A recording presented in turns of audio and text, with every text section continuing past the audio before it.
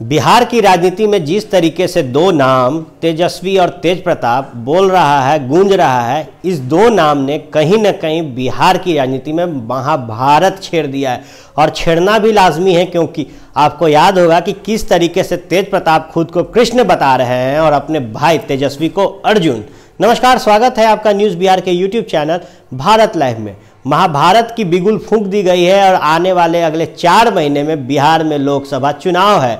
ऐसे में जिस तरीके से बीते कुछ महीनों में तेजस्वी यादव ने बिहार की राजनीति में अपना कद बड़ा किया है और लगातार एक मजबूत महागठबंधन का निर्माण किया है, और इस दल में जितने भी हैं, बड़े दिग्गज नेता हो या छोटे, बड़ा नाम हो या छोटा, कोई बड़ा चेहरा हो या एक ऐसा चेहरा जो आके महागठबंधन में जुड़ रहा है, वो भी आज तेजस्वी के पीछे चल रहा है। ऐसे में लगातार तेजस्वी का कद बड़ा तो हो रहा है, वहीं तेजस्वी मजबूती से बिहार की राजनीति में अपने आप को एक सक्रिय भूमिका में मुख्यमंत्री का उम्मीदवार बना चुके हैं। लेकिन आपको बता दें कि तेज प्रताप भी इसमें कम नहीं है और लगातार अपने पिता के स्टाइल में वो राजनीति कर रहे हैं, जनता दरबार लगा रहे हैं। अब तेज प्रताप ने कहा था कि स्टाम्प पेपर पर लिख कर ले लो, अगर बिहार का मुख्यमंत्री होगा तो वो तेजस्वी होगा, लेकिन जो पावर पॉइंट जिसे हम अध्यक्षता कहते हैं, जो कोई पार्टी का अध्यक्ष बनता है उसके हाथ में मैन पावर होता है, वो लोगों का नेता होता है। अब जब कोई लोगों का नेता बनता है तो संगठन मजबूत होता है। तेज प्रताप संगठन को मजबूत कर रहे हैं। ऐसे में अब जब उन्होंने जनता दरबार शुरू किया था तो वो लगातार कुर्सी पर बैठ रहे थे, लेकिन पिछले 3-4 जनता दरबार से वो जमीन पर बैठ गए हैं और चौपाल लगा रहे हैं प्योर देहाती स्टाइल में। अब ये साफ संकेत दे रहा है कि तेज प्रताप आज के समय में लोगों से जुड़ना चाह रहे हैं, युवाओं को जोड़ना चाह रहे हैं, लगातार वो युवाओं की बात कर रहे हैं। अब जब मीडिया ने उनसे पूछा कि आप बीते कुछ समय से कुर्सी पर बैठकर ये जनता दरबार लगा रहे थे, लेकिन अचानक से आपने चौपाल लगाना शुरू किया, तो बड़ी सरलता से जवाब दिया है तेज प्रताप ने। उन्होंने कहा है कि कुर्सी मैंने इसलिए छोड़ी है क्योंकि कुर्सी पर नेता बैठता है और मैं नेता नहीं, जनता का सेवक हूँ। खैर, उस बात उन्होंने ये भी कहा कि कुर्सी मैंने तेजस्वी के लिए छोड़ा है क्योंकि आने वाले समय में तेजस्वी बिहार का मुख्यमंत्री बनेगा और मैं बनाऊंगा, इसलिए मैंने कुर्सी को छोड़ चौपाल लगाना शुरू किया है। खैर, चौपाल, कुर्सी और इनकी राजनीति अब किस मोड़ पर ले जाती है बिहार को, ये देखना बड़ा ही दिलचस्प होगा।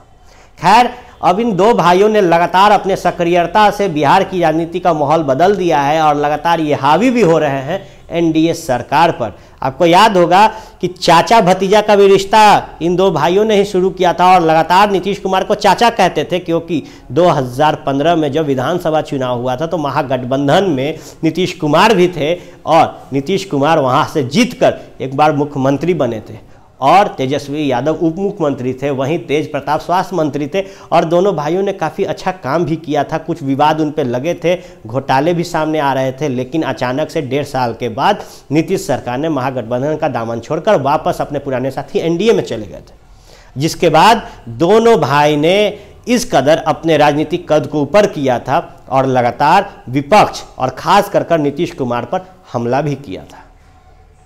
अब जब सक्रिय हैं दोनों भाई, ऐसे में अर्जुन और ये कृष्ण की जोड़ी क्या रंग लाती है आने वाले आगामी 2019 के लोकसभा चुनाव में, ये देखना बड़ा ही इंटरेस्टिंग होता है। आप जनता बने रहे न्यूज़ बिहार के इस भारत लाइव यूट्यूब चैनल पर, और बिहार की राजनीति किस मोड़ जा रही है, क्या नया जुट रहा है, ये आपको भारत लाइव जरूर दिखाएगा और अवगत कराता रहेगा। खैर, ये दुनिया है, दुनिया में धोखेबाजों से सावधान रहना बहुत ज़रूरी है, खास करके उन धोखेबाजों से जिसे आप और हम उंगलियां पकड़ कर चलाते हैं। दुनिया है भाई, मतलबी है, राजनीति में भी कुछ इसी तरीके का मतलबी माहौल है। जो अव्वल होते हैं लोग उनके पीछे जाते हैं, और जब अव्वल होने वाले का दिन खराब होता है तो लोग पीठ में छुरा मार देते हैं। आप जनता समझदार हैं, हमारी बातों को आप समझेंगे और हम आशा करते हैं कि जिस तरीके से आप भारत लाइव टीवी के साथ जुड़े हैं, आप आगे भी जुड़े रहेंगे। धन्यवाद।